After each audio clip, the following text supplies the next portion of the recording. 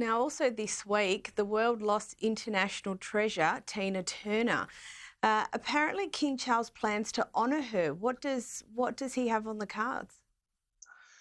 Well, I mean, the death of a legend, really, the queen of rock and roll. And we saw after her death on Wednesday, Tina Turner was celebrated by the Welsh Guards at Buckingham Palace. They were playing her hit single, Simply the Best. And I mean, his association, King's association with Tina Turner, goes back right to the 80s. He met her in 1986, where at Wembley Stadium at a Prince's Trust concert, and met her many times throughout the years at concerts and her charitable associations in the UK.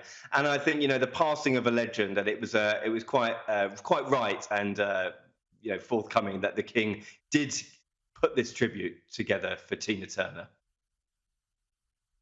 And do you think that that's part of, I suppose, the special role that the royal family has, where it kind of sits, between celebrity and maybe politics, but it gives it the opportunity to do these sorts of things, right? Totally. I mean, I couldn't agree more. I mean, you look at certainly in the modern age. I mean, the gap between celebrity and the royal family is becoming ever smaller, isn't it? Because you look at Harry and Meghan and how they have sort of talked about Netflix series, that they are in that sort of celebrity culture. You have Kate and William, two of the most famous people in the world, and whenever they're photographed, it goes all around the world. And royalty and celebrity sort of go hand in hand, because they the royals do need that sort of celebrity push sometimes to get their agendas out there, help them with their charitable endeavours. And certainly Tina Turner was a big favourite of the King. I'm sure he will be mourning her passing, as many people around the world are certainly this week.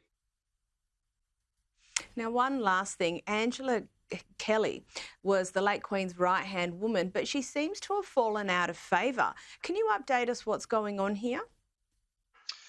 Well, certainly an interesting development over the last couple of weeks, because talk of the King banning the Queen's right-hand woman from revealing more royal secrets. Now, this sort of go back to Angela Kelly was sort of the late Queen's confidant, her right-hand woman, if you will, by her side for many decades, and one of those only trusted people who have ever been sort of in that inner circle. And before her death, she gave Angela Kelly the right to write a series of books about her time within the royal household. And two of those have been published. We understand that there was a 3-book deal.